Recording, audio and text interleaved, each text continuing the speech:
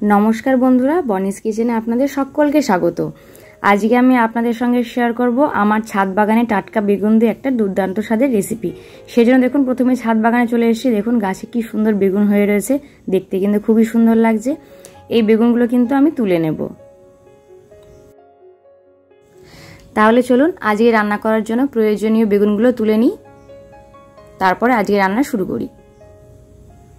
প্রথমে কিন্তু রান্না করার জন্য একটা প্রয়োজনীয় মশলা তৈরি করে নেব। সেজন্য দেখুন দিয়ে দিয়েছি গোটা জিরে, গোটা ধনে, একটা টমেটো যেটা ছোট ছোট করে টুকরো করে দিয়ে দিয়েছি কিছু রসুন ও আদা কুচি, দিয়ে দিচ্ছি 4টে লঙ্কা। এবার অল্প জল দিয়ে কিন্তু একটা সুন্দর মসৃণ পেস্ট তৈরি করে নেব।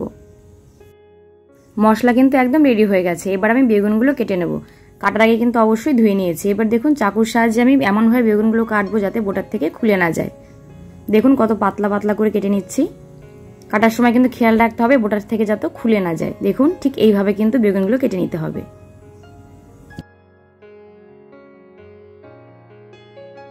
দেখুন সমস্ত বেগুনগুলো খুব সুন্দরভাবে কিন্তু আমি কেটে নিয়েছি। এরপরে কিন্তু উপর থেকে দিয়েছি হলুদ গুঁড়ো। এরপরে কিন্তু লবণ দিয়ে ও সর্ষের তেল দিয়ে খুব ভালো করে মেখে নেব।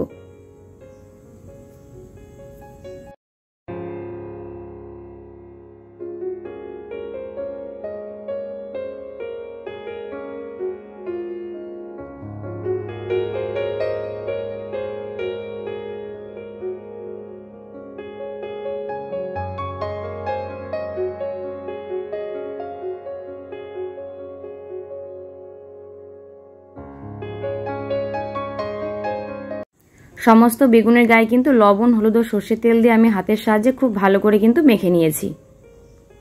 মাখা হয়ে গেছে সমস্ত বেগুনগুলো। এবার আমি একটা ফ্রাইং প্যান গরম হতে বসিয়ে দিয়েছিলাম, খুব ভালো করে গরম হয়ে গেছে। দিয়ে দিচ্ছি সর্ষের তেল। সর্ষের তেল গরম হয়ে গেছে। এবার আমি বেগুনগুলো কিন্তু ভেজে নেব। সমস্ত বেগুনগুলো তেলের উপর দিয়ে দিচ্ছি। ওপর থেকে দিয়ে দেবো ঢাকনা। ঢাকনা দিয়ে কিন্তু আমি 5 থেকে 7 মিনিট মতো আস্তে আস্তে উল্টে পাল্টে ভেজে নেব।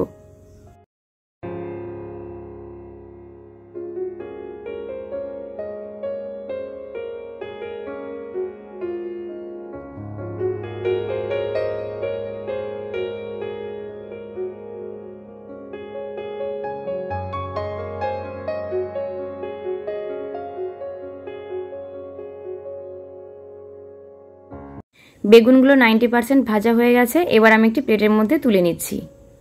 এবারে বেগুন ভাজা তেলের মধ্যে দিয়ে দিচ্ছি গোটা জিরে। ফোড়নটা বেশ একটু ভাজা হয়ে গেছে। এবার আমি এর মধ্যে দিয়ে দেব 2টো পেঁয়াজ কুচি। পেঁয়াজ কুচি দেওয়ার পর কিন্তু 2 থেকে 3 মিনিট গ্যাসের ফ্লেমটা হাইতে দিয়ে খুব ভালো করে একটু ভেজে নেব।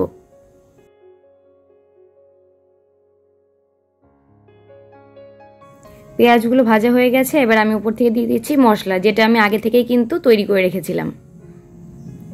খুন্তির সাহায্যে হালকা করে একটু নেড়ে চেড়ে নিলাম। এবার আমি গ্রাইন্ডারটা ধুয়ে অল্প একটু পরিমাণ জল কিন্তু মশলার মধ্যে দিয়ে দেব। জল দিয়ে কিন্তু মশলাটা কষালে কিন্তু মশলার টেস্টটা খুব সুন্দর আসবে। এবার আমি পরিমাণ মতো লবণ ও হলুদ গুঁড়ো দিয়ে দেব। মশলা যত ভালো কষানো হবে রান্নাটা খেতে কিন্তু ততটাই টেস্টি হবে। খুন্তির সাহায্যে আরও একবার নেড়ে চেড়ে আমি উপর থেকে দিয়ে দিচ্ছি ঢাকনা। ঢাকনা দেওয়ার পর কিন্তু আমি মিনিট 5 মতো খুব ভালো করে মশলাটা কষিয়ে নেব। দেখুন মশলা থেকে কিন্তু বেশ খানিকটা কিন্তু তেল ছেড়ে দিয়েছে। এবার আমি উপর থেকে দিয়ে দিচ্ছি ক্যাপসিকাম কুচি। ক্যাপসিকামটা দেওয়ার পর কিন্তু মশলার সঙ্গে খুব ভালো করে নেড়ে চেড়ে মিশিয়ে নিচ্ছি। এবার কিন্তু আমি আরও একবার ঢাকনাটা দিয়ে ঢেকে দেব। দেখুন আরও 2 থেকে 3 মিনিট কিন্তু হয়ে গেছে। মশলাগুলো কিন্তু খুব সুন্দর কষানো হয়ে গেছে। এবার আমি উপর থেকে দিয়েছি হলুদ গুঁড়ো। হলুদ গুঁড়ো দেওয়ার পরও কিন্তু বেশ খানিকটা নেড়ে চেড়ে নিচ্ছি খুন্তির সাহায্যে। এবারে দিয়ে দেব পরিমাণ মতো জল। জল দিয়ে দিয়েছি। এবার আমি উপর থেকে দিয়ে দিচ্ছি পরিমাণ মতো লবণ। এরপর ঢাকনা দিয়ে কিন্তু ঢেকে রাখবো। 5 মিনিটের জন্য ঢেকে দেব। গ্যাসের ফ্লেমটা কিন্তু অবশ্যই হাইতে দেব। এ দেখুন ঝোলটা কিন্তু অনেকটাই টেনে এসছে। এবার আমি উপর থেকে দিয়ে দেবো ভাজা বেগুনগুলো। ভাজা বেগুনগুলো দেওয়ার পর দেখুন আমি অল্প একটু পরিমাণ চিনি উপর থেকে কিন্তু ছড়িয়ে দিচ্ছি।